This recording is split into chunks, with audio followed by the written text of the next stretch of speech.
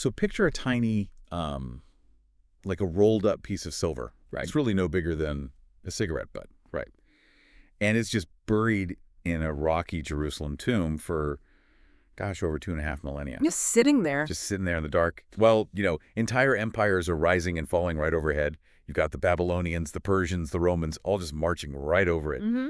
And when archaeologists finally found it and painstakingly unrolled this super fragile oxidized metal, they found these ancient Hebrew letters scratched into the surface. Which is just incredible. It really is. I mean, it was the oldest piece of the Bible ever discovered.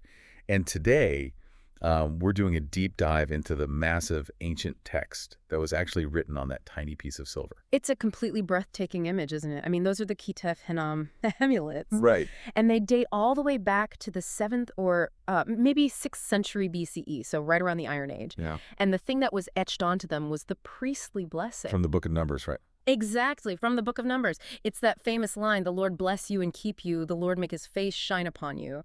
And, finding that physical artifact, it completely upends this older, really skeptical assumption that the biblical texts were just sort of invented out of thin air centuries later. Yeah, like it was all just made up after the fact. Right. It proves that these theological concepts were physically circulating, literally war on people's bodies, incredibly early in human history. And that completely reframes how we have to look at the first 5 books of the Bible, right?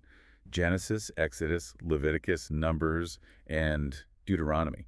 Because usually when people think about reading these really ancient religious texts, they kind of expect this pristine, unblemished delivery. Oh, totally. Like an engineering manual that just drops straight out of heaven, You open the book and the author just points and says, here are the rules, they're cleanly categorized, and that's the end of the story.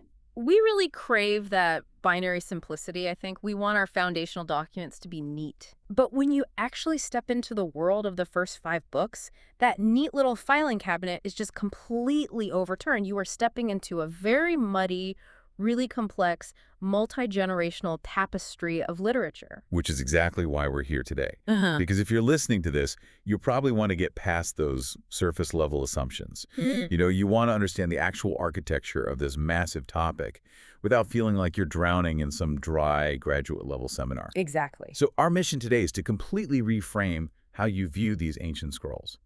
Because the cultural stereotype is just that they are these dusty lists of ancient traffic laws. And bizarre farming regulations? Yes, bizarre farming regulations, exactly. But the reality is that this is a composite, deeply layered narrative. It's about human survival, cosmic origins, and this really intense binding concept of covenant. Well, and before we even dig into the history of it all, we really have to dismantle a massive linguistic misunderstanding, one that trips up almost every modern reader right out of the gate. Okay, let's do it. The entire collection of these 5 books is called the Torah. In Hebrew, that's Torah. And for centuries, especially in our Western translations, it has just been translated simply as the law. Right. And see, when I hear the word law, my brain immediately goes to a penal code, like speed limits, tax regulations, getting pulled over by a cop. Yeah. It sounds really restrictive and punitive. And that is such a tragic reduction of the actual word. A much more accurate, much more vibrant translation of Torah is instruction or teaching. Instruction, okay. Right. It isn't just a list of cold legal statutes. It is divine wisdom that's meant to shape a very specific way of life. It's essentially the foundational front end of the entire biblical universe. The operating system. Exactly. If you don't grasp the Torah, the rest of the canon, the prophets, the poetry, the New Testament, it's virtually incomprehensible because this sets up the baseline logic for creation, for human failure, election, and redemption. It's the cinematic universe's origin story. Yeah. Okay, well, let's get into the dirt of how this origin story actually came together. Because I always grew up hearing, maybe in a Sunday school class, that Moses basically sat down in a tent one day, grabbed a quill, and just wrote all 5 books start to finish. Which is the traditional view, yeah. Right. But looking at the academic consensus and the sources we're analyzing today, modern scholarship treats the Torah as a highly composite work.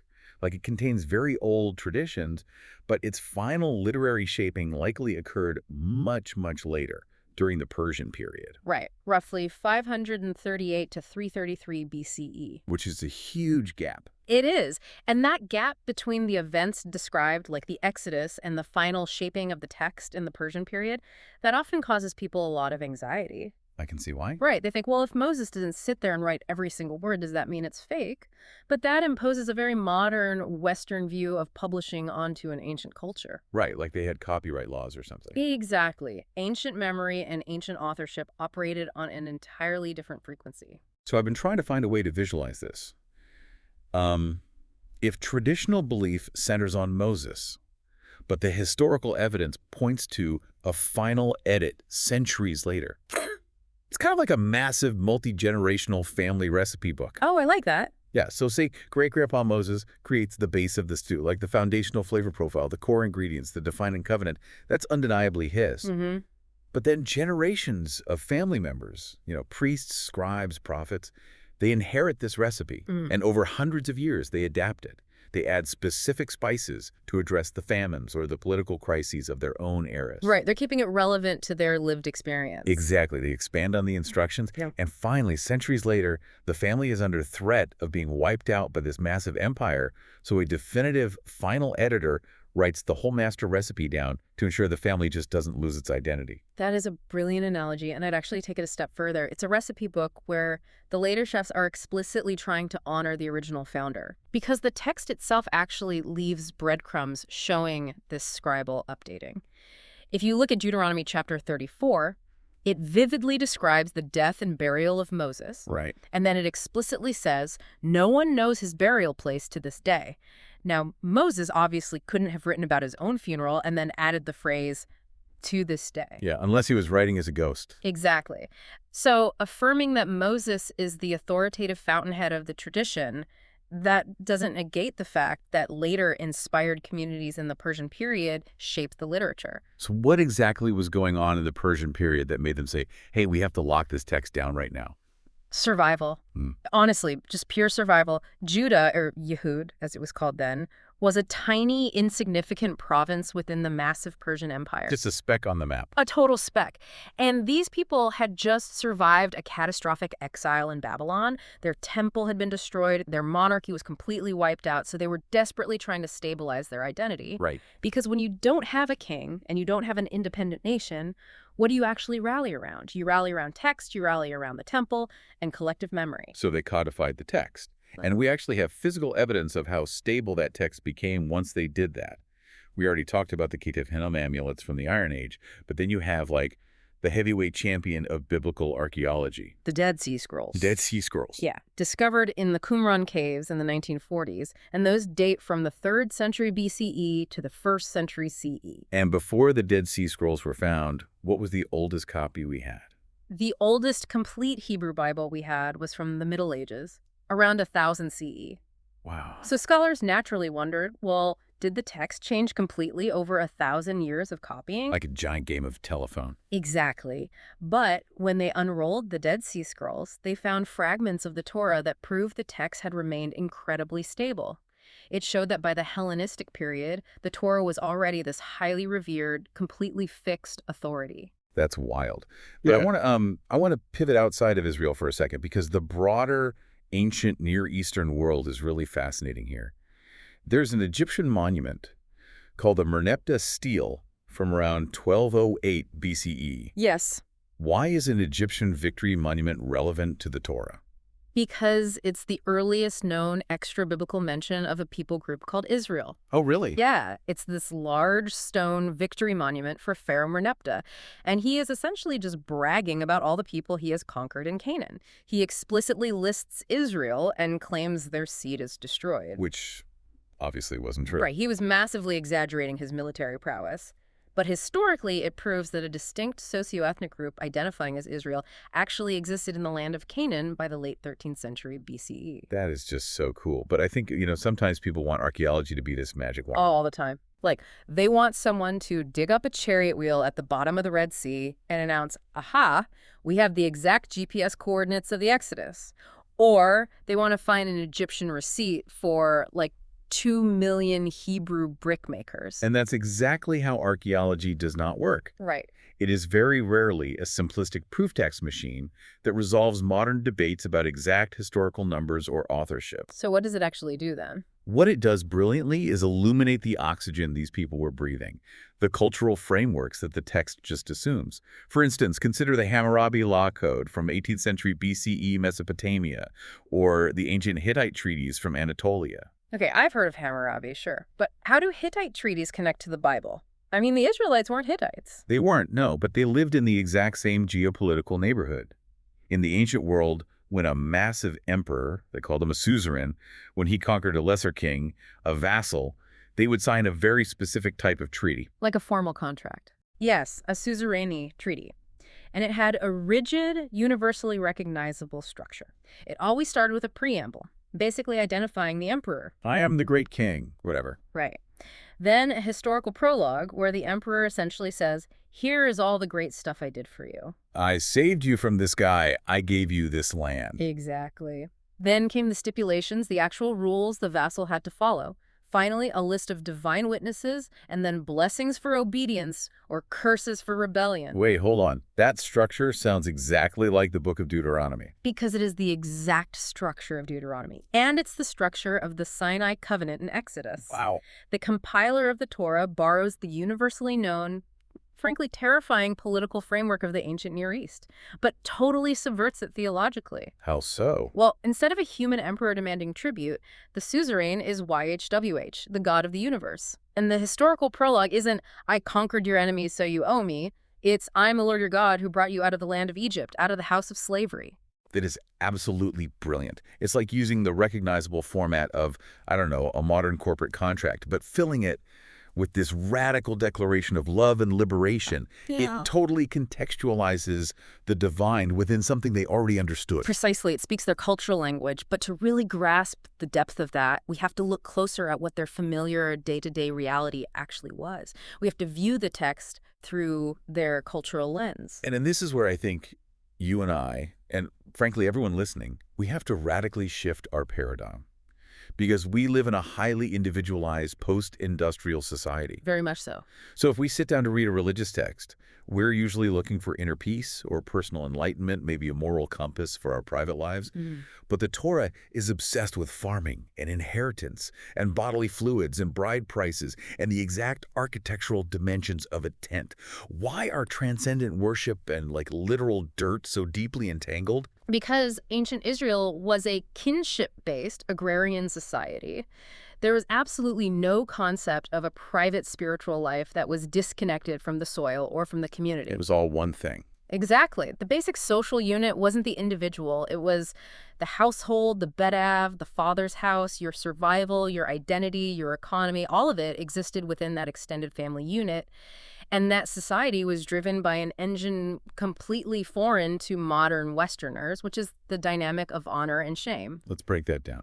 Because modern Western culture operates mostly on guilt and innocence, right? Right. In a guilt-based culture, morality is heavily internalized. So if I steal something, even if literally no one ever finds out, I feel a heavy internal guilt because I've violated an objective rule. Yeah, my conscience bothers me. But in an honor-shame culture, morality is externalized. Your value is entirely tied to your public standing, your reputation, and your loyalty to your community and your patron. Okay, so if you mess up. If you violate a norm, the primary consequence isn't just private guilt, it's public shame, which in that world literally isolates you from the community you need to survive. Okay, so apply that to the Torah.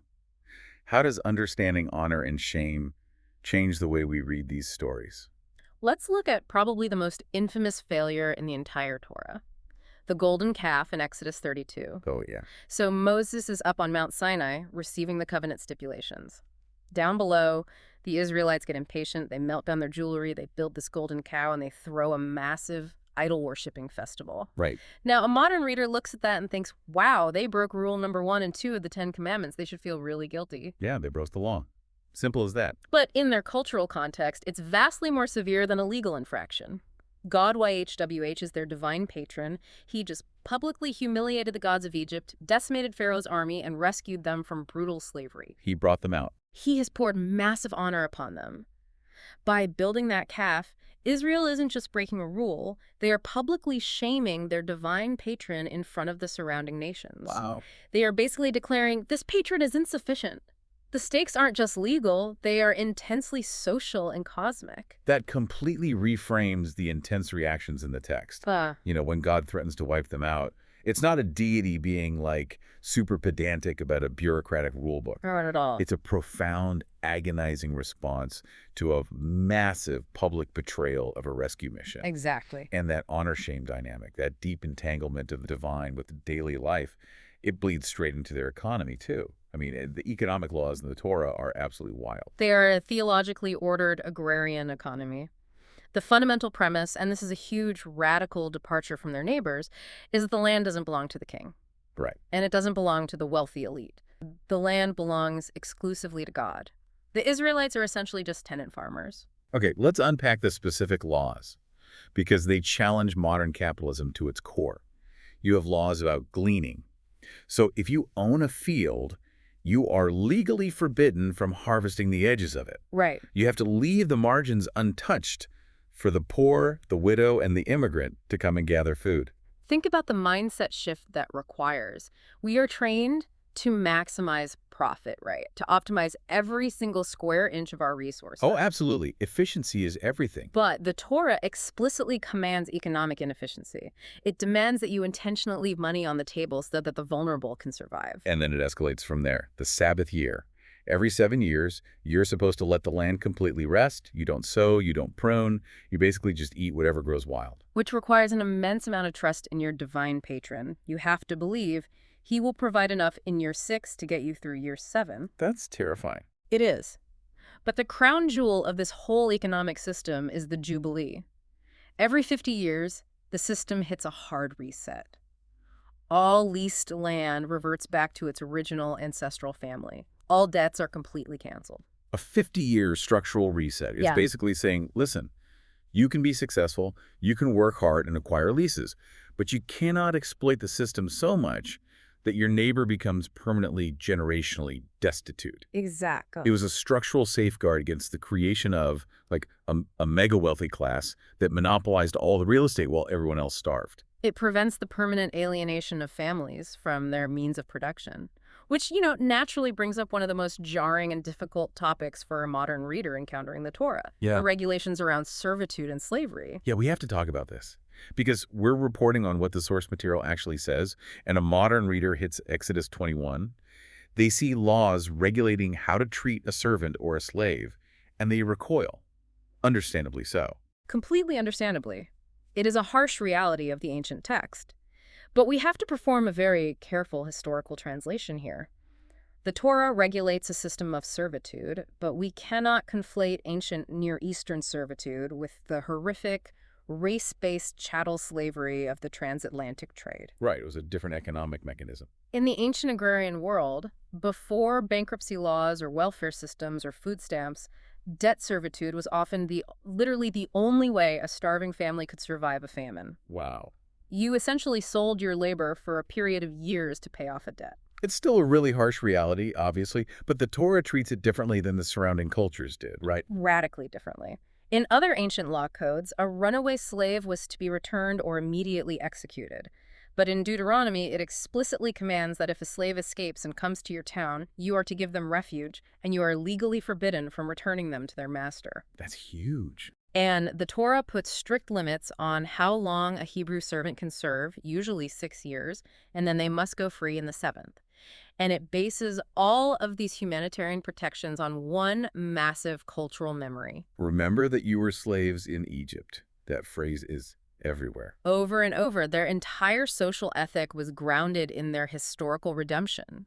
They were commanded to treat the vulnerable well, not because of some abstract Enlightenment philosophy of human rights, but because God had rescued them when they were the vulnerable ones under Pharaoh's boot. Okay, this is a massive shift. Yeah. Once you grasp this, once you stop reading it like a modern self-help book and see that this is the survival manual of a rescued agrarian people learning to live under a divine patron, the actual sequence of the 5 books suddenly makes total sense. It really does. It transforms from just a random collection of disconnected stories into a cohesive, brilliant narrative arc. The structural flow of the Torah is an absolute canonical masterpiece. Let's actually trace that macrostructure, starting with Genesis. Right. So Genesis starts with the widest possible lens. Universal origins. Creation of the cosmos, the tragedy of the fall in Eden, the total societal breakdown with a flood, and then the hubris of the Tower of Babel. But then, right around chapter 12, the camera abruptly zooms way, way in. It completely shifts from the primeval history of the globe to one specific, honestly, relatively obscure family from Mesopotamia: Abraham, Isaac, Jacob, and Joseph. Why that shift? Because Genesis is answering the question, who are we? It lays out a theology of election and providence. It insists that this family wasn't chosen because they were moral giants. Well, far from it. Right, they were actually deeply flawed, highly deceitful, and super fractured. They were chosen by pure, unmerited grace to carry a covenant. And the goal was that through this specific messy family, a blessing would eventually ripple out to all the nations. And Genesis ends with that family avoiding starvation by migrating to Egypt.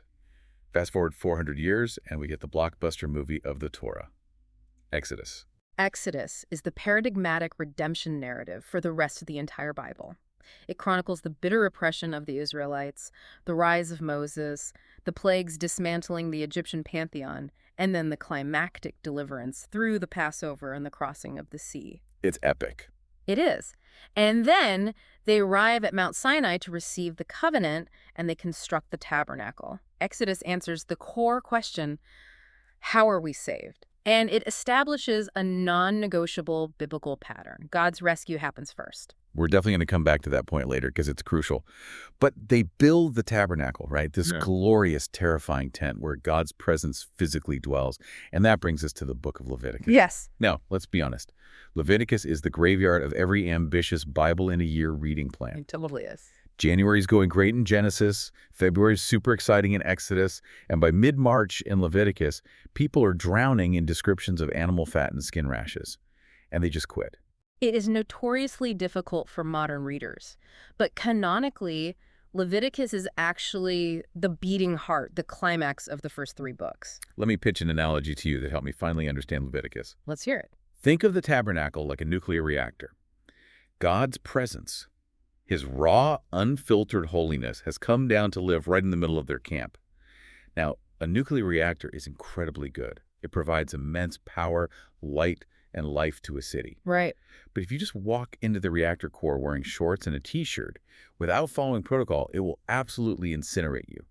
Leviticus is the highly technical, dry, incredibly precise instruction manual for operating the nuclear reactor. I absolutely love that analogy because it captures both the necessity and the deep danger of the divine presence. Leviticus answers the terrifying question.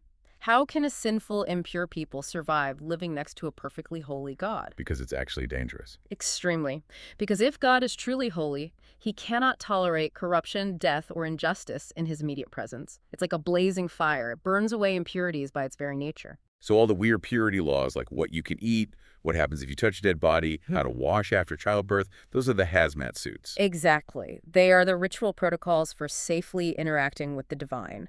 And it's vital to distinguish between being sinful and being unclean here. Oh, that's a good distinction. Right, because being ritually unclean in the ancient world wasn't a moral failure. Giving birth or burying a dead relative isn't a sin. No, it's just part of being human. Exactly. Right. But it involves the loss of life fluids or contact with mortality. And God is the author of abundant life. So mortality and ultimate life cannot mix in the tabernacle. You have to wait, you have to wash, and you have to undergo a transition period before re-entering the presence. And if you ignore the manual, the reactor melts down. Like Aaron's sons Nadab and Abihu. Yes. They decide to bring unauthorized fire into the holy place, and they're instantly consumed by fire from the presence. I mean, it is high-stakes theology. The highest stakes imaginable, which makes Leviticus 16 the absolute core of the manual, the Day of Atonement or Yom Kippur. It details this complex ritual where the high priest enters the inner sanctum once a year to symbolically scrub the entire camp clean of its accumulated sins and impurities using the blood of a substitute sacrifice. It's the mechanics of reconciliation, essentially allowing God to stay with his people. Okay, so they have the manual, they survive Sinai, they pack up the camp. That moves us into the 4th book, Numbers. Numbers is the harrowing documentation of the wilderness testing.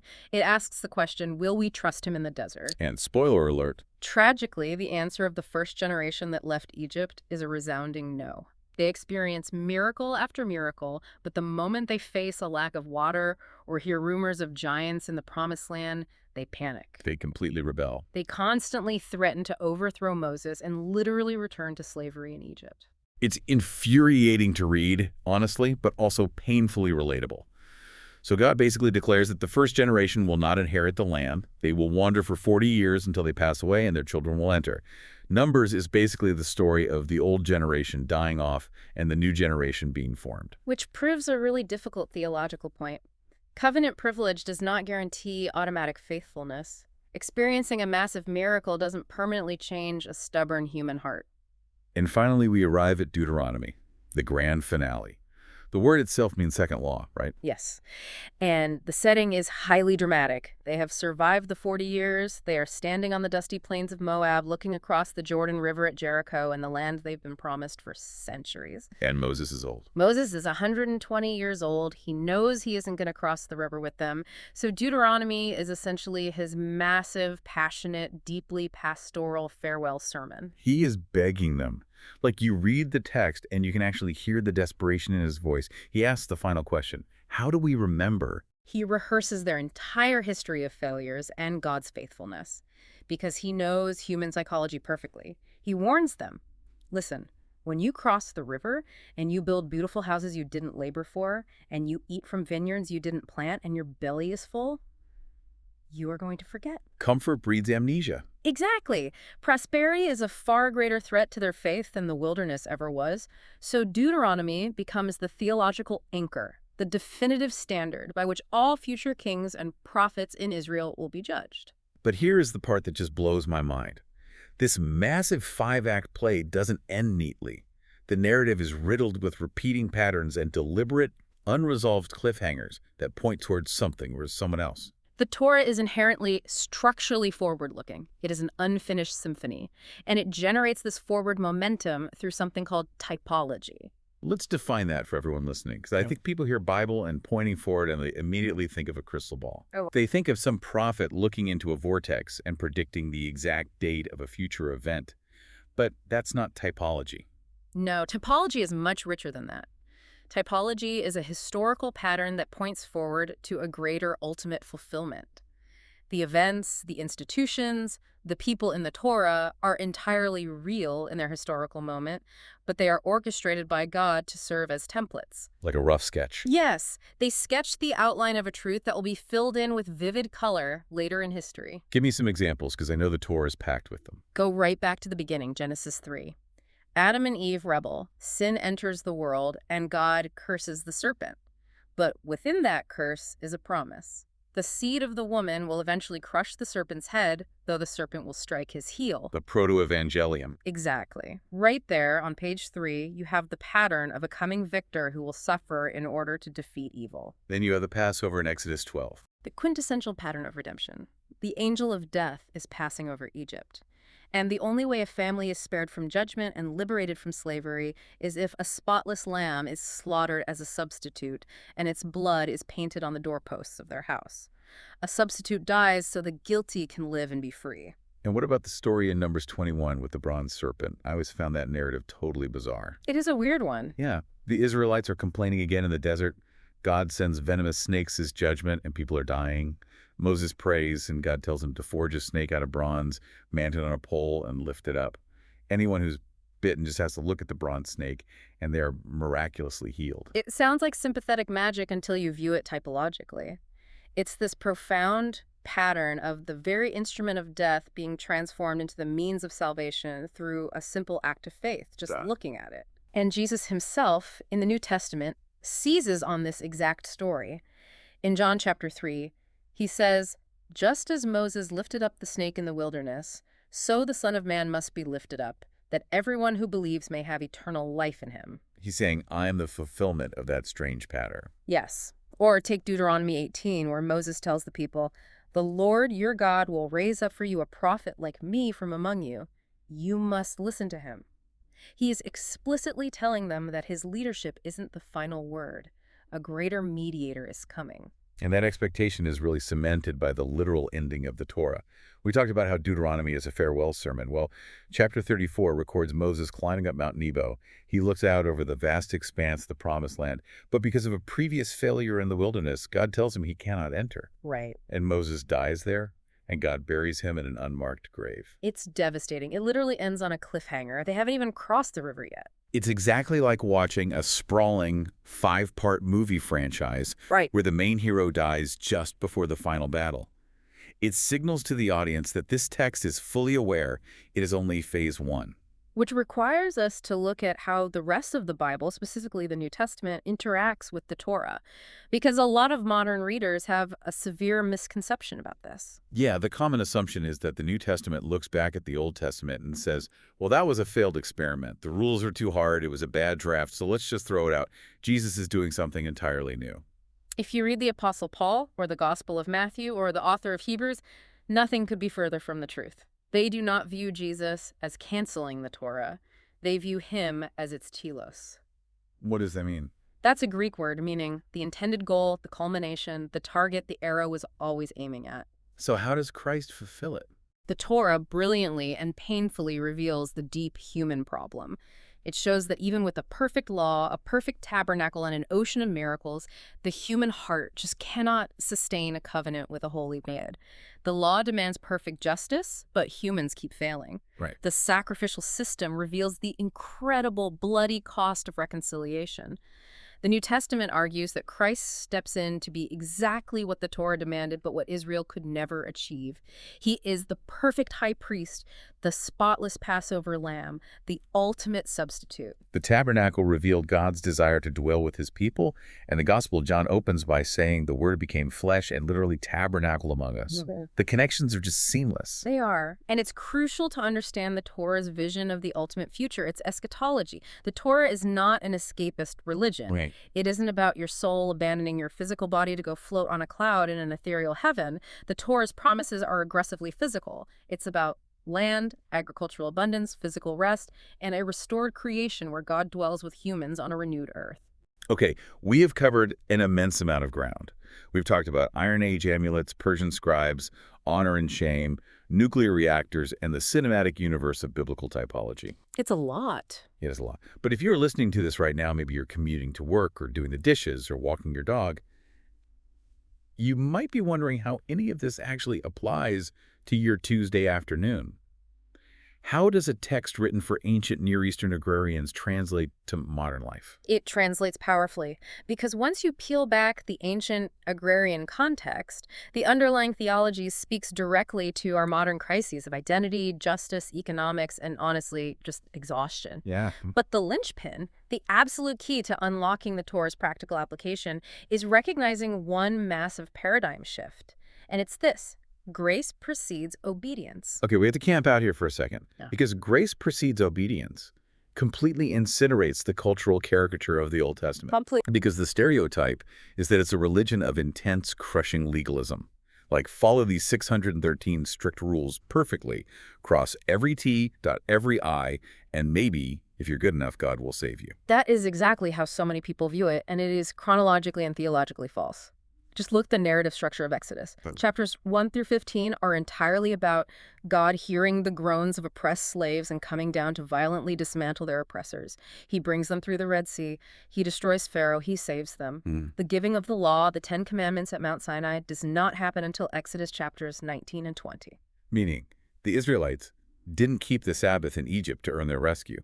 They didn't eat kosher food to prove they were worthy. They were saved while they were helpless, brick-making slaves. Precisely. They were not given the law so they could earn their freedom. They were given the law because they were already free. The Torah is essentially saying, I am the God who already saved you.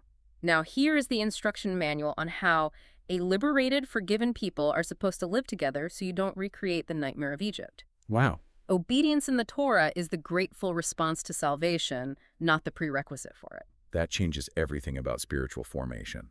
It means the rules aren't a cage to trap you. They are guardrails to protect a flourishing, liberated life. And if you actually look at those guardrails, they have intense, challenging implications for our modern social ethics. Especially regarding consumerism and human worth. We live in a society that primarily defines human beings as economic units of production and consumption. The Torah violently rejects that. It pushes back hard. It insists that true worship is never just a private internal feeling in your heart. True worship of YHWH dictates how you handle your bank account, how you treat the undocumented immigrant in your city, and how you schedule your rest. Let's talk about the Sabbath again, because I think it's probably the most subversive command in the modern world.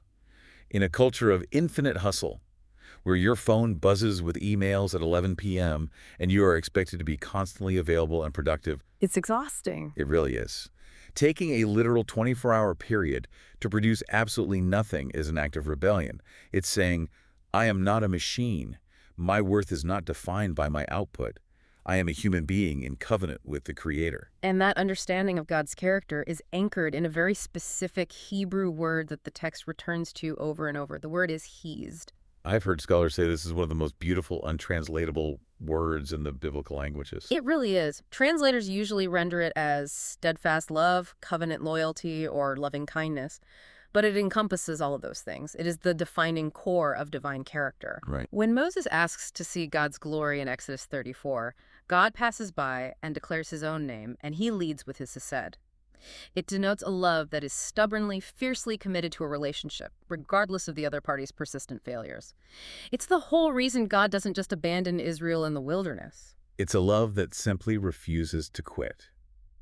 And the required human response to that hesed is found in another Hebrew word, zakar, which means to remember. Yeah. But we have to clarify what memory meant to an ancient Israelite. Right, because for us, remembering is mostly a passive mental exercise. If I say, I remembered where I parked my car, it just means I recalled a fact. Yeah, the date is in your brain. But in the Torah, zakar is a deeply active covenantal verb. When the text says God remembered Noah during the flood or remembered his covenant with Abraham, it doesn't mean he had a momentary lapse of memory and suddenly slapped his forehead. Oh, right, Noah. Right. It means he is taking decisive, saving action based on his previous commitment. So when the Torah commands Israel to remember their slavery in Egypt, it's not asking them to sit around and feel nostalgic or sad. Not at all. It means you must actively intervene when you see an immigrant or an orphan being exploited in your own courts today, because you know what it feels like to be exploited. Memory requires present-day action. Which is exactly why the Torah doesn't just give abstract philosophical lectures. It knows that human beings are plagued by spiritual amnesia. We forget the grace we received yesterday the moment we face a minor inconvenience today. So the Torah builds an entire architecture of memory into their physical reality. It gives them embodied practices. Like the annual feasts, the Passover, or the Festival of Booths, where they literally camp out in tents for a week. Yes. The fringes they were commanded to wear on their garments, the dietary laws that made every single meal a conscious reminder that they were set apart. It uses the physical rhythms of eating, dressing, and calendar keeping to constantly interrupt their amnesia. It forces them to literally bump into reminders of their identity and their God. Which is a brilliant transition to wrapping up this massive, sweeping landscape. We have journeyed from the cosmic origins of the universe in the Garden of Eden, through the plagues of Egypt, deep into the nuclear reactor of the tabernacle in Leviticus, through the bitter failures of the wilderness, all the way to the dusty plains of Moab, staring across the river at a promise we haven't quite reached yet. It is an unparalleled sweep of history, theology, economics, and human psychology. The Torah is infinitely more than a list of ancient rules.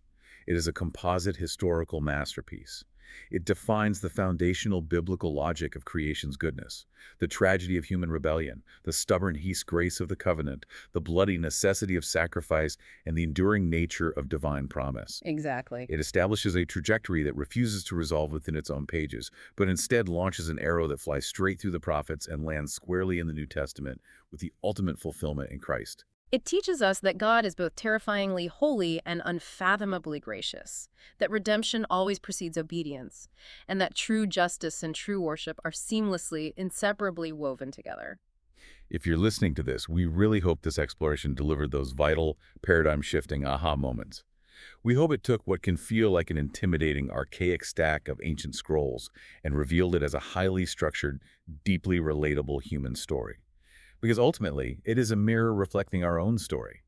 Our modern patterns of wandering, hoarding, failing, and desperately needing grace haven't changed one bit since the Bronze Age. The human condition remains identical. But thankfully, the divine patron remains just as stubbornly committed to his rescue mission. And so we want to leave you with one final provocative thought to chew on today. We just talked extensively about how the Torah places a massive emphasis on the profound danger of forgetting. They knew they would suffer from amnesia if they didn't build physical reminders into their world.